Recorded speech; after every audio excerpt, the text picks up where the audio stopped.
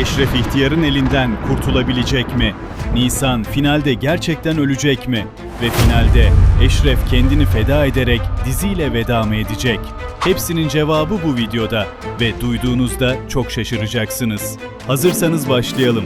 Eşref'in ölmesini istemeyenler videoyu beğensin, sayımızı bilelim. Geçtiğimiz bölüm adeta bir fırtına gibiydi. Eşref'le Kadir'in Celo Ağa'ya karşı verdiği mücadele geceye damgasını vurdu. Ama bölümün en büyük şoku hiç beklenmedik bir yerden geldi.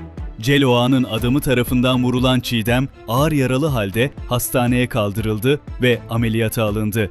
Gelen bilgilere göre Çiğdem ölmeyecek ve bu gelişme izleyiciyi derinden sarstı. Çünkü son bölümlerde Kadir'le yaşadığı olaylardan sonra izleyicinin Çiğdem'e bakışı tamamen değişmişti. Artık büyük çoğunluk onun yaşamasını istiyor. Ama asıl olay bundan sonra başlıyor. Kadir, artık farklı bir adam. Yetimler ortaklığı başlıyor. Çiğdem'in vurulması Kadir'i tamamen değiştirdi. Bu olaydan sonra Kadir artık sadece kendi acısını değil, intikamını taşıyan bir adama dönüştü. Ve bu dönüşüm onu Eşref'le aynı saflarda buluşturacak. Evet, beklenen o ortaklık sonunda başlıyor. Kadir ve Eşref birlik olup Celo Ağa'nın sonunu getirecek. Gelen bilgilere göre 46. bölüm Celo Ağa için son bölüm olabilir. Celo'nun defteri kapanıyor.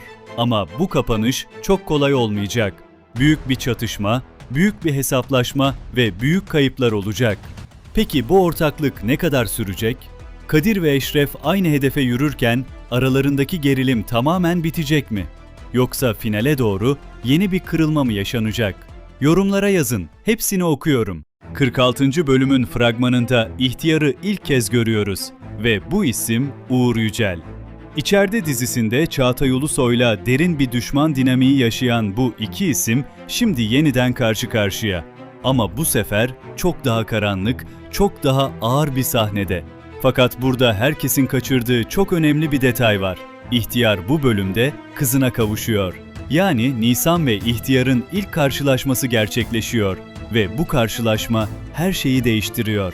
Çünkü İhtiyar'ın adı S harfiyle başlıyor. Bu küçük detay sosyal medyada büyük bir merak yarattı. Kim bu adam gerçekten? Ve birazdan anlatacağımız şey tüm dengeleri değiştirebilir. Eşref İhtiyar'ın eline geçti. Ama bu bir kaza değil. Eşref bilerek kendini yem olarak kullandı. Çünkü ihtiyara ulaşmanın başka yolu yoktu. Celo Ağa'yı yakaladılar ama öldürmediler. İhtiyarın yerini bilen tek kişi Celo Ağa'ydı. Ve Celo bu avantajı kullanarak Eşref'i ihtiyara teslim etti. Herkes Eşref yakalandı diye paniklerken perde arkasında çok daha büyük bir plan dönüyor. Kadir, Gürdal ve Profesör çoktan harekete geçti. Amaç sadece Eşref'i değil, Nisan'ı da ihtiyarın elinden kurtarmak. Hıdır abi ve balıkçının da bu operasyona dahil olması bekleniyor. Eşref bu kadar kolay teslim olmaz ve ihtiyar da hemen veda etmeyecek. Çünkü şu an senaryonun tam merkezinde onun planları var. Finale kadar etkisini artıracak. Yaklaşık 12 bölümdür sadece adıyla ve etkisiyle hikayede varlığını hissettiren ihtiyar karakterini senaristlerin tek bir bölümde harcaması oldukça düşük bir ihtimal olarak görülüyor. Bu nedenle birçok izleyici finalde ihtiyarın kaderinin doğrudan Eşref'in ellerinde şekilleneceğini düşünüyor. Şu an için en güçlü teorilerden biri Eşref'in büyük yüzleşme sırasında ihtiyarın evini tek başına basacağı yönünde. Uzun süredir biriken öfke, ihanetler ve hesaplaşmaların ardından Eşref'in ihtiyarı boğarak öldürmesi hikayenin zirve noktası olabilir. Böyle bir sahne hem duygusal hem de dramatik açıdan dizinin en unutulmaz anlarından biri olmaya aday. Ancak senaryonun son anda değişme ihtimalini de göz ardı etmemek gerekiyor. Yapım ekibi izleyicileri şaşırtmayı sever ve beklenmedik bir gelişmeyle tüm dengeler değişebilir. Bu nedenle şu an konuşulanlar güçlü teoriler olsa da kesinleşmiş bilgiler değildir. Eğer senaryoda önemli bir değişiklik yaşanırsa veya yeni bilgiler ortaya çıkarsa bunu ilk öğrenenlerden biri olmanız için sizlerle paylaşmaya devam edeceğim. Sizce finalde ihtiyar gerçekten Eşref tarafından mı öldürülecek yoksa bizi bambaşka bir sürpriz mi bekliyor? 46. bölümde kimler ölecek? Asıl kritik detay tam burada ortaya çıkıyor. 46. bölümde birden fazla ismin hayatını kaybedeceği konuşuluyor. Setten gelen bilgilere göre 46. bölümde Hıdır ve Kadir ölebilir. Bu iki ismin aynı bölümde veda etmesi dizinin en sarsıcı anlarından birini yaratacak. Tabii bu henüz kesin değil ama çok güçlü bir iddia olduğu için aklınızda bulunsun. Kadir, yani sevilen oyuncu Görkem Sevindik'in artık başka bir diziyle anlaştığı ortaya sürüldü. İşte bu yüzden diziden ölerek veda etmesi bekleniyor. Hıdır abi ve Kadir'in aynı sahnede öleceği de gelen bilgiler arasında.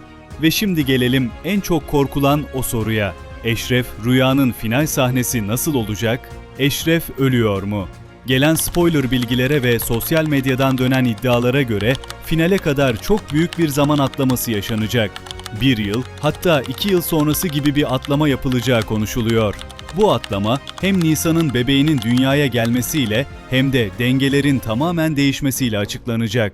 Ve finalde en büyük hesaplaşma İhtiyar'la Eşref arasında gerçekleşecek. Bu hesaplaşmanın sonunda Eşref kendini feda edecek. Nisan ve bebeğini kurtarmak için kendi hayatını ortaya koyacak ve dizi büyük ihtimalle Nisan'ın Eşref'in mezarına gittiği sahneyle kapanacak. Nisan çocuğuyla beraber o mezara gidecek ve bu sahne Eşref Rüya'nın son görüntüsü olacak. Kadir, Gürdal, Profesör ve Eşref finalde hayatlarını kaybederek diziye veda edecekler. Mafya dünyasında yer alan karakterlerin büyük çoğunluğu gidecek. Sadece Nisan ve bebeği yeni bir hayata yelken açacak. Irmak ve Gonca'nınsa hayatta kalması bekleniyor. Bu son benim içimde çok ayrı bir his bıraktı. Eşref'in mutlu bir son yaşamasını çok isterdim ama tüm işaretler karanlık bir finali gösteriyor. Siz ne düşünüyorsunuz? Eşref mutlu sona kavuşabilir mi? Yoksa bu dizi gerçekten bu şekilde mi bitecek? 46. bölüm ne zaman? Son olarak 46. bölümün yayın tarihine değineyim. Dizi 45. bölümün ardından bir haftalık ara verdi. 46. bölüm 3 Haziran çarşamba akşamı kaldığı yerden devam edecek. Fragman da zaten yayınlandı ve içindekiler çok heyecan verici. 47. final bölümü ise 10 Haziran'da ekranlara gelecek. Yani Eşref Rüya ile geçireceğimiz son 2 hafta önümüzde. Bu 2 bölümü kesinlikle kaçırmayın. Bir şeyi de sizlerle paylaşmak istiyorum. Hala bir ışık var. Son 2 bölüm diziyi kaçırmadan izleyelim. Reytingleri tavan yapalım. Belki o zaman bu final kararından vazgeçerler. Sezon finali yaparlar. Olasılık çok düşük ama olmayacak değil. Hatırlıyorsunuz, Arka Sokaklar dizisi final yapacağı zaman izlenmeler tavan yapmıştı ve final yapmalarına batmadan yeniden bölümlere devam etmişlerdi.